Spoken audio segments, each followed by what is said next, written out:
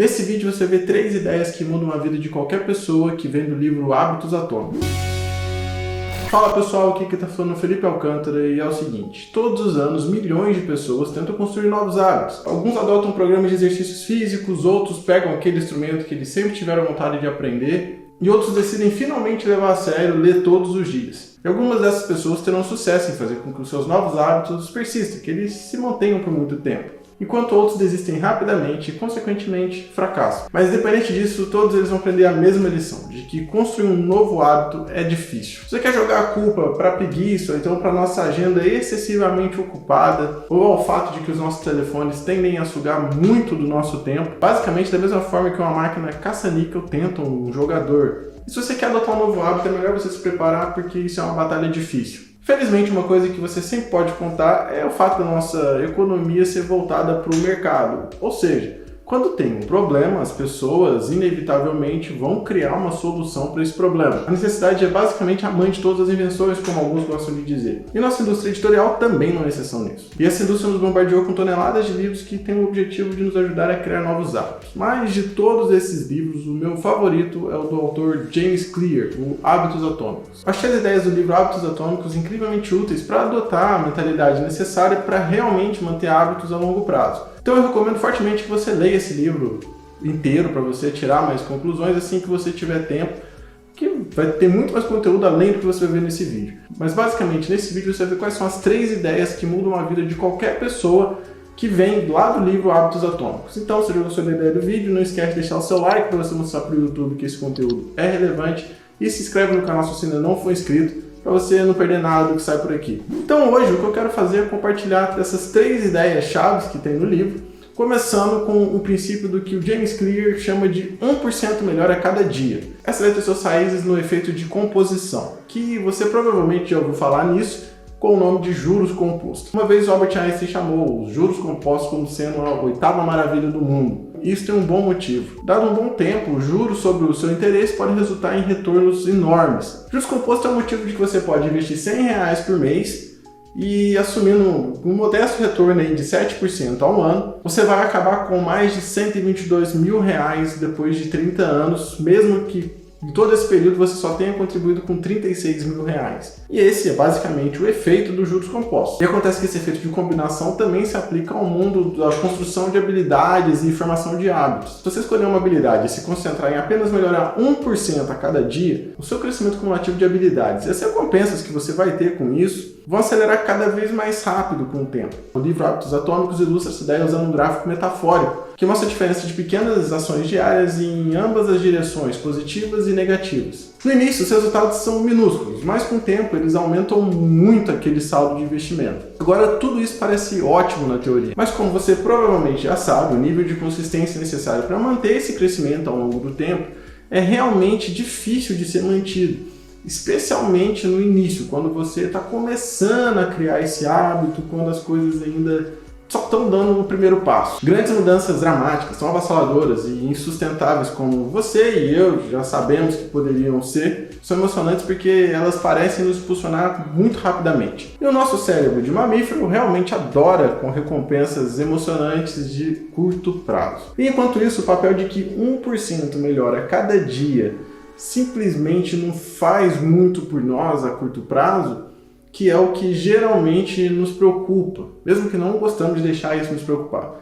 Por exemplo, digamos que você queira aprender a produzir música, e você decide fazer isso gastando pelo menos algum tempo todos os dias aprendendo e praticando e fazendo canções. Se você iniciar essa nova meta, sei lá, no dia 1º de janeiro, depois no final do primeiro mês, usando o modelo do Clear de 1% melhor a cada dia, seus ganhos diários de 1% resultam apenas em um ganho geral de cerca de 37%. Isso, com certeza, é um progresso, mas não é nada extremamente grande que salta os olhos. Você ainda está produzindo sua música que não estava nem perto disso antes. Depois de 6 meses de esforço, você está fazendo um pouco mais do que 6 vezes melhor do que quando você começou. Quando você tem esses números, você vê que parece ser um pouco melhor você se concentrar em ser um pouquinho melhor a cada dia. E claro, esse progresso é muito bom, mas nós ainda não acabamos de comparar esse efeito de impacto que vai ter esses 1% melhor a cada dia. Se você continuar fazendo essa melhora de 1% todos os dias, desde que você começou, fica muito interessante, porque no final do primeiro ano, você de alguma forma alcançou uma dobra mental 37 vezes melhor do que quando você começou, lá no dia 1º de janeiro. Ou seja, nos primeiros 6 meses você fica 6 vezes melhor.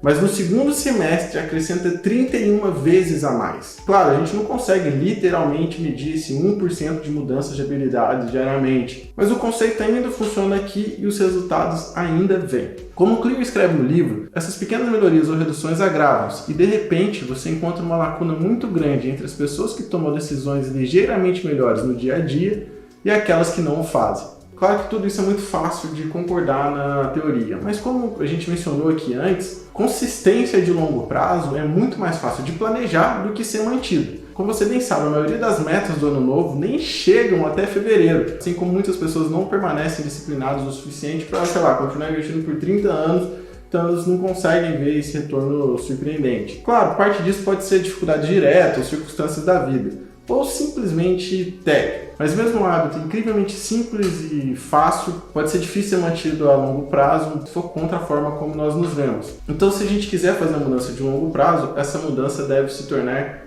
parte de quem somos. A gente vai ter que construir sentido no que eu vou chamar de harmonia de hábito de identidade. Imagina que você está correndo e, está muito quente, ou então está muito frio, ou então está chovendo e alguma dessas coisas aí que você não gosta. Só que você está na metade do caminho e, você passou por 1 quilômetro aí de uma maneira meio difícil. E agora você está sentindo uma necessidade desesperadora de parar com a corrida. Nesse momento que você sentir a vontade de parar, pergunta a si mesmo quem que é você. Bom, se você se considera um corredor, esse cenário não é grande coisa. Os ocasionais quilômetros difíceis fazem parte do seu território, você está acostumado com isso. Na verdade, isso só reforça a sua força, seu orgulho como corredor, como atleta. Então, como resultado, você continua correndo, continua avançando. Mas, por outro lado, se você não se vê como um atleta, então um corredor, mas mais como uma pessoa caseira, apenas tentando entrar em forma porque você deve, então porque você tem esse desejo, então você vai começar a questionar o porquê que você está fazendo isso, por que você está sofrendo desse jeito, quando as coisas começarem a ficar difíceis. Você vai se perguntar, por que eu estou fazendo isso comigo mesmo? Esse aí não é quem eu sou. Então, um dia você decide desistir. Acho que esse é um dos maiores motivos porque as pessoas falham na construção de novos hábitos. Eles não constroem uma harmonia entre a sua identidade e o hábito que eles estão tentando tornar a longo prazo. E essa é uma das maiores ideias desse livro. Saiba que as pessoas vão longe para poder proteger a sua autoimagem. É parte desse princípio de consistência que também é falado no livro do Robert Cialdini, o Influence. Apenas tente discutir com alguém que tem alguma crença enraizada aí, alguma coisa que ela acredita muito, e aí você vai descobrir o quanto que todos nós trabalhamos para tentar manter a nossa autoimagem intacta, mesmo que seja em nosso próprio detrimento, mesmo se argumentarmos contra o que seria bom para nós. E é por causa disso que o Clear sugere que nós devemos prestar mais atenção para o que essa imagem é quando estamos tentando mudar algo em nossa vida. Como ele diz no livro, seus comportamentos geralmente são um reflexo de sua identidade. O que quer que você faça é uma indicação do tipo de pessoa que você acredita ser, consciente ou inconscientemente. Mas também tem um loop de feedback aqui. Como ele disse um pouco mais tarde, seja qual for sua identidade agora, você só acredita nisso porque tem provas disso. Em suma, mudanças de hábitos de longo prazo vêm mais facilmente com mudanças de identidade de longo prazo. E para conseguir isso, você deverá dar a si mesmo o máximo de evidências que puder, que a sua nova identidade é realmente aquilo que você está se tornando. Então, se você quer correr, 5 km algum dia, para por um segundo para você pensar o tipo de pessoa que pode fazer você alcançar esse seu objetivo automaticamente, ou naturalmente. Essa pessoa seria um corredor ou atleta. Sempre que houver uma oportunidade de você reforçar essa identidade em você, pergunte-se o que um corredor faria nessa situação. Por fim, quando você age como um corredor, você acaba se tornando um. E essa identidade faz você se sentir bem, então você não vai querer perdê-la e você vai trabalhar muito mais para conseguir manter essa identidade. Quanto mais você luta por isso, mais a identidade se torna verdadeira e mais difícil é voltar a ser quem você era antes. E eu pessoalmente descobri que toda essa filosofia e a mudança de mentalidade vai ser extremamente útil para levar projetos paralelos mais a sério. Vamos pegar a guitarra, por exemplo. Se eu não me considero um músico, então sempre que eu fico ocupado com coisas do trabalho, ou então se algo estressante aparecer para ser feito, então eu vou deixar de praticar guitarra e ir para o esquecimento, que é apenas um hobby, eu não me identifico como músico, certo? Portanto, tocar guitarra vai ser ofuscado por qualquer coisa urgente que surja na minha vida. Mas se ser músico faz parte da minha identidade, então vou ver o treino de guitarra como algo muito mais importante. Eu vou estar muito menos propenso a jogar pelo caminho, de abandonar esse treino quando alguma coisa surgir. Em outras palavras, eu não vou dar tempo para isso acontecer, porque isso é o que o músico faria. Claro que assumir essa nova identidade, levar isso a sério, nem sempre é fácil. Quando você começa um hábito, você costuma ter aquele fator de novidade, aquela onda inicial de motivação e energia trabalhando para você.